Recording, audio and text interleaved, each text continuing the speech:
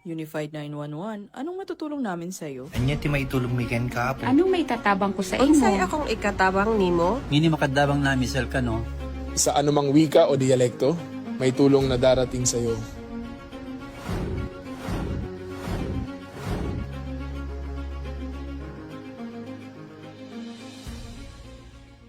Lilingkod sa bawat Pilipino at magbibigay ng tamang impormasyon para sa tahimik at maayos na Pilipinas. Police News Network, alagad ng batas, tagapagtaguyod ng balitang pulis, sandigan ng mamamayan, patnubay ng katotohanan. Kampo Krame, maghahatid ng pinakahuling kaganapan at nagbabagang balita. Ito ang PNN Police News Network. At ngayon, ang inyong mga tagapagbalita. Magandang araw, Bagong Pilipinas. Ako ang inyong alagad ng batas, tagataguyod ng Balitang Pulis. Ako po si Patrolman Regan Robles mula sa PNP Aviation Security Group. At ako naman si Apprentice Seaman Journalist Rosa Nescadores mula sa Philippine Navy. Maghahatid sa inyo ng tamang balita, kwento ng pulis at serbisyo para sa mamamayan. At ito ang PNP News Online, ang pangunahing balita ng Police News Network, alagad ng batas, tagataguyod ng Balitang Pulis.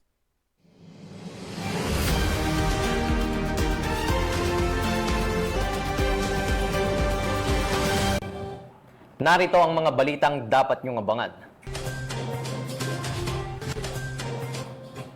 Dalawang high-value suspect arestado ng SPD-PNP. 714,000 pesos na halaga ng shabu nasamsam. 530,000 pesos na halaga ng shabu na kumpiska sa Cagayan de Oro City, Misamis Oriental. High-value individual arestado. At miyembro ng LGBTQ arestado sa bypass operation ng Iloilo City PNP.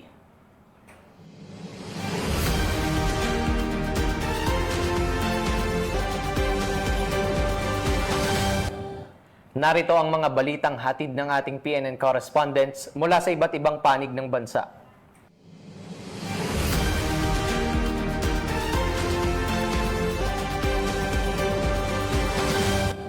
Simulan natin ang balita mula sa bahagi ng Luzon.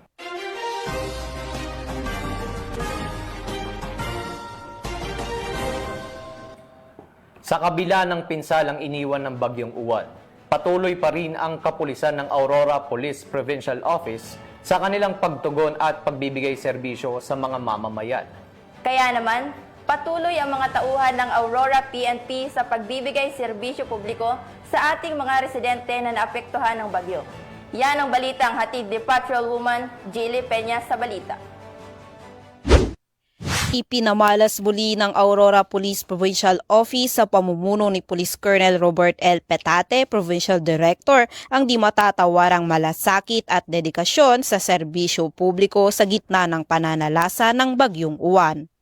Nagtulong-tulong ang mga tauhan ng Provincial Headquarters at ng San Luis Municipal Police Station upang magbigay ng police assistance sa isinagawang pamamahagi ng relief goods sa Barangay Diteki, San Luis, Aurora. Ang naturang aktibidad ay naglalayong maihatid ang agarang tulong sa mga residenteng naapektuhan ng kalamidad at matiyak ang kaayusan sa lugar. Nagsagawa naman ng clearing operation ang mga tauhan ng Dipakulaw Municipal Police Station sa Barangay Gupa, Dipakulaw, Aurora. Katuwang ang mga personnel mula sa Provincial Headquarters at 2nd Aurora Provincial Mobile Force Company. Layunin ng operasyon na linisin at ibalik sa normal ang daloy ng trapiko at kabuhayan ng mga residente matapos ang pinsalang dulot ng bagyo. Samantala, upang mapanatili ang kapayapaan at kaligtasan sa mga evacuation centers, nagpatayo rin ng Police Assistance Desk ang Baler Municipal Police Station. Tiniyak ng Baler PNP ang kanilang tuloy-tuloy na presensya sa mga evacuation sites upang tumugon sa mga pangangailangan ng mga evacuee at mapanatili ang seguridad sa lugar. Patuloy ang Aurora PNP sa pagpapaigting ng disaster response operations katuwang ang mga lokal na pamahalaan at iba pang ahensya bilang patunay ng kanilang matatag na pangako sa serbisyong tapat para sa mga mamamayan.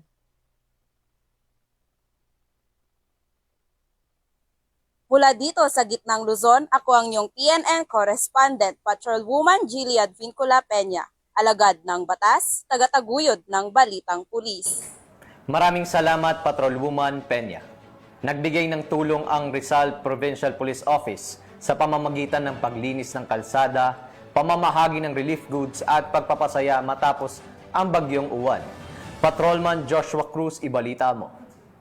Habang nakakaranas ng bagyo ang lalawigin ng Rizal mula sa pinsalang dulot ng Super Typhoon Uwan, mabilis na kumilos ang Rizal Police Provincial Office alinsunod sa direktiba ni Police Brigadier General Paul Kenneth T. Lucas, Regional Director ng Pro-4A, na pinangunahan ni Police Colonel Piloteo A. Gonzalgo, Provincial Director. Agad na sinimulan ng mga tauhan ang mga operasyon bilang tugon sa kalamidad sa buong probinsya. Agad na isinagawa ang road clearing operation upang matiyak ang ligtas na daanan at may balik ang normal na daloy ng trapiko sa apektadong lugar. Naghatid din ng ginhawa ang relief and outreach effort sa mga buckwheat sa pamamagitan ng pamamahagi ng food packs, regalo at masayang aktibidad para sa mga bata sa iba't ibang evacuation center sa Angono, Cainta, Antipolo at San Mateo. Ang mga simpleng pagkilos na ito ay naglalayong magbigay ng ngiti at pag-asa sa mga pamilyang naapektuhan ng bagyo, lalo na sa mga kabataan. Ang lahat ng pagsisikap ay isinagawa sa mahigpit na koordinasyon sa mga LGU, MSWD, mga opisyal ng barangay at iba pang stakeholder na nagpapatunay na nananatiling matatag ang diwa ng bayanihan sa Rizal sa pamamagitan ng pagtutulungan, pagmamalasakit at dedikasyon. Ang mga kalalakihan at kababaihan ng Rizal PPO ay nagsisilbing hindi lamang tagapagbantay ng kapayapaan kundi katuwang din sa muling pagbangon ng buhay. Mula dito sa Calabarzon, ako po ang inyong Police News Network correspondent, Patrolman Joshua Cruz, alagad ng batas, tagataguyod ng balitang pulis. Maraming salamat, Patrolman Cruz. Dalawang high-value individual arestado ng Southern Police District sa kasong iligal na droga na nagkakahalaga ng 714 na piso. Patrolwoman Ivy Corporal sa balita. Dalawang high-valued individual ang naaresto ng Southern Police District, District Drug Enforcement Unit sa isang bypass operation sa Barangay Upper Bicutan, Taguig City noong Nobyembre 6 taong kasalukuyan. Kinilala ang mga sospek na sina alias Joe, 59 anyos, at alias Melvin, 41 anyos, na kapwa nasa listahan ng mga high-valued individual at umano'y sangkot sa pagbebenta ng iligal na droga. Nasamsam sa kanila ang 3 sachet ng hinihinalang shabu na may kabuang timbang na 105 gramo at tinatiyang halagang 714,000 pesos. Base sa standard drug price, nakuha rin ang bypass money, brown envelope at isang cellphone. Ang mga ebidensya ay dinala sa Southern Police District Forensic Unit para sa pagsusuri habang ang mga sospek ay sasampahan ng kasong paglabag sa Section 511, Article 2 ng Republic Act of 9165 o mas kilala bilang Comprehensive Dangerous Drug Act of 2002. Mula dito sa Camp Bagong Diwa, Bicutan, Taguig City, ako po ang inyong PNN correspondent, Patrolwoman Ivy Corporal, alagad ng batas, tagataguyod ng balitang pulis. Maraming salamat, Patrolwoman Corporal. Simulan natin ang balita mula sa bahagi ng Visayas.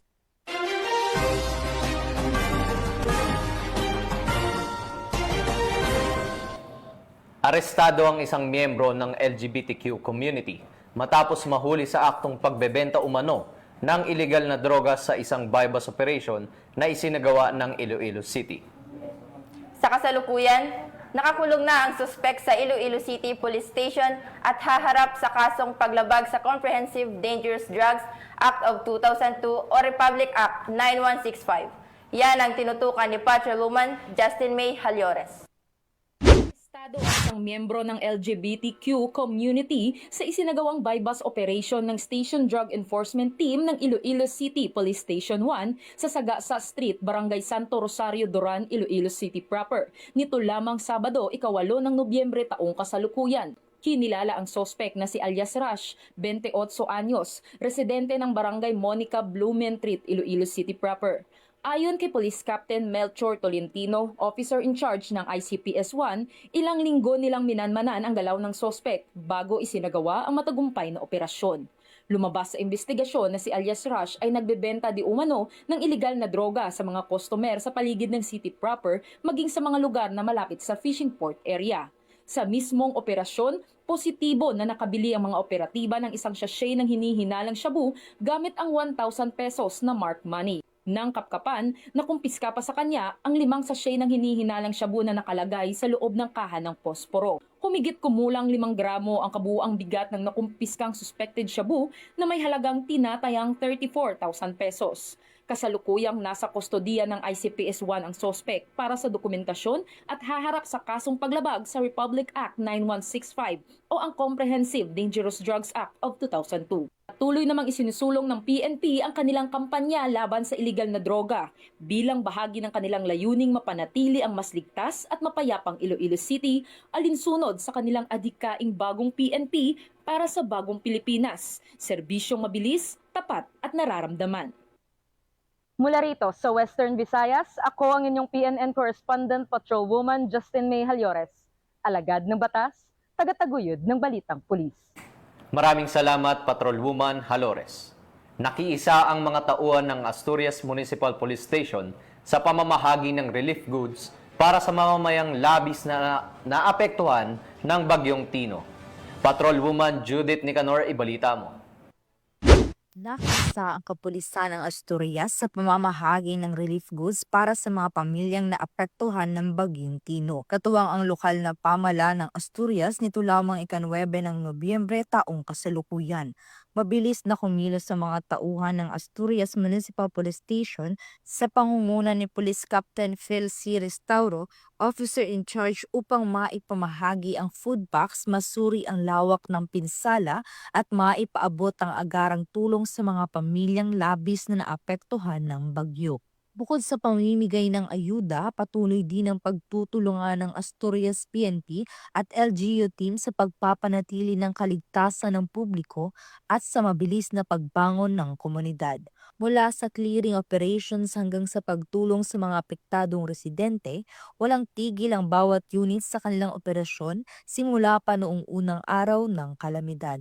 Nananawagan naman ang pamunuan ng Asturias PNP sa mga residente na manatiling kalmado, magtulungan at magpakita ng kooperasyon habang isinasagawa ang mga hakbang tungo sa ganap na normalisasyon ng pamumuhay sa buong munisipalidad. Mula dito sa Central Visayas, ako ang iyong Police News Network Correspondent, Patrolwoman Judith Nicanor, alagad ng batas, tagataguyod ng balitang pulis. Maraming salamat, Patrolwoman Nicanor. Arestado ang isang wanted person sa kasong lascivious conduct matapos ang isinagawang operasyon ng Tacloban City Police. Patrolwoman Chamberly Flores, ibalita mo. Ng mga autoridad ang isang lalaking wanted person na may kasong lascivious conduct matapos mahuli sa Barangay 91 Abukay, Tacloban City. Naaresto ang akusado bandang alas 2:30 ng hapon ng mga tauhan ng Tacloban City Police Station 2 sa bisa ng warrant of arrest para sa kasong lascivious conduct na mainirekomend ng piyansa na 200,000 pesos para sa pansamantalang kalayaan. Dinala ang akusado sa Tacloban City PS2 para sa kukulang dokumentasyon at tamang disposisyon. Patunay lamang na ang Tacloban City PNP ay hindi nagpapabaya sa kanilang sinumpaang tungkulin na hulihin ang mga taong tiwalag sa batas upang mapanatiling ligtas ang komunidad nang sa gayon may patupad ang kapayapaan ng bansa para sa ligtas at maunlad na bagong Pilipinas. Mula dito sa Tacloban City, ako ang inyong PNN correspondent, Patrolwoman Flores, alagad ng batas, tagataguyod ng balitang pulis. Maraming salamat, Patrolwoman Flores. Simulan natin ang balita mula sa bahagi ng Mindanao.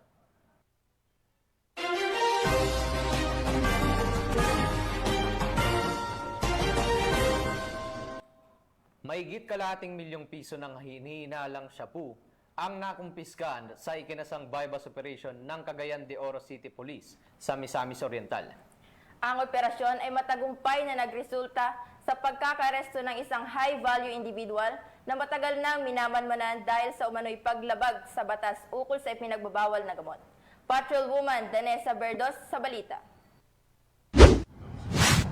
Arestado ang isang high-value target sa ikinasang joint bypass operation ng Police Drug Enforcement Group, Special Operations Unit Team at mga operatiba ng Cagayan de Oro PNP sa Barangay Lapasan, Cagayan de Oro City, Misamis Oriental. Kinilala ang suspect na si alias Dotdot, lalaki, isang high-value individual at residente ng nasabing lugar. Nakumpiska mula sa suspect ang mga pakete ng hinihinalang shabu na may bigat na 78 na gramo at may standard drug price na 530,400 pesos, isang 1,000 peso bill na ginamit bilang bypass money at iba pang mga non-drug items. Ang suspect ay mahaharap sa kasong paglabag sa RA 9165 o Comprehensive Dangerous Drugs Act of 2002. Mula dito sa Police Regional Office 10, ako ang inyong Police News Network Correspondent Patrolwoman Danessa Berdos, alagad ng batas tagataguyod ng Balitang Pulis. Maraming salamat, Patrolwoman Berdos. Isang medical outreach program ang isinagawa ng Maguindanao del Norte Police Provincial Office para sa ating mga kababayan upang magbigay ng libreng serbisyong pangkalusugan sa mga mamamayan ng nasabing lugar. Magbabalita dyan si Patrolwoman Veronica Lagi. Naghatid ng medical outreach program ang mga personahe ng Maguindanao del Norte PPO sa pangunguna ni Provincial Director Police Colonel Victor Girito sa mga residente ng Maguindanao del Norte na ginanap sa Barangay Libungan SGA Barm noong ika-6 ng Nobyembre taong kasalukuyan. Ang naturang programa ay naging inisyatiba ni Police Colonel Rito, katuwang ang Ministry of Health, Regional Medical and Dental Unit BAR, Pahumidin Municipal Police Station, Alpha Kappa Rho Fraternity and Sorority at iba pang stakeholders. Ang programa ay may temang serbisyong tapat, kaligtasan ng lahat dahil sa Maguindanao del Norte Safe Ka Rito, na kung saan naging pangunahing bahagi nito ang pamimigay ng libreng medical at dental check-up, maintenance, medicines at vitamins para sa mga senior citizens at kabataan, libreng tuli, libreng gupit at libreng eye check-up, pamimigay ng wheelchair at saklay, libreng bakuna at pagkain para sa lahat ng benepisyaryo. Layunin ng programang ito na maihatid ang mga pangunahing serbisyo ng pamahalaan sa mga komunidad habang pinatitibay ang ugnayan sa pagitan ng pulisya at mamamayan at isinusulong ang inklusibong pag-unlad sa rehiyon. Sa pamamagitan ng inisyatibang ito, muling pinagtibay ng Maguindanao del Norte Police Provincial Office ang kanilang dedikasyon sa pagsulong ng malasakit, kaligtasan at pagkakaisa sa mga komunidad. Alinsunod sa adhikain ng PNP na bagong PNP para sa bagong Pilipinas, serbisyong mabilis, tapat at nararamdaman. Mula rito sa rehiyon ng Bangsamoro, ako ang inyong Police News Network Correspondent, Patrolwoman Veronica Lagi, alagad ng batas, tagataguyod ng Balitang Pulis. Maraming salamat, Patrolwoman Lagi. At mga ka-PNN, 44 days na lang, Pasko na.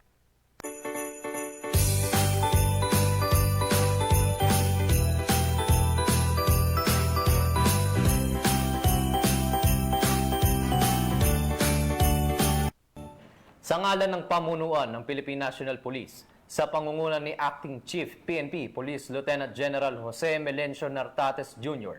at sa pamumuno ni President Ferdinand Bongbong Marcos Jr., kami ay maglilingkod sa bawat Pilipino at magbibigay ng tama at balansing balita dahil dito sa bagong PNP, para sa bagong Pilipinas, serbisyong mabilis, tapat at nararamdaman. Ako po si Patrolman Reagan Robles mula sa PNP Aviation Security Group. Mula rito sa tanggapan ng tagapag-ugnay ng pambansang pulisya, kami ang inyong alagad ng batas, tagataguyod ng Balitang Pulis. Ako si Apprentice Seaman Journalist Rosan Escadores, Philippine Navy. Maghahatid ng tamang balita, kwento ng pulis at serbisyo para sa mamamayan. At ito ang PNP News Online. At sa bagong PNP, para sa bagong Pilipinas, serbisyong mabilis, tapat at nararamdaman. Ang pangunahing balita ng Police News Network.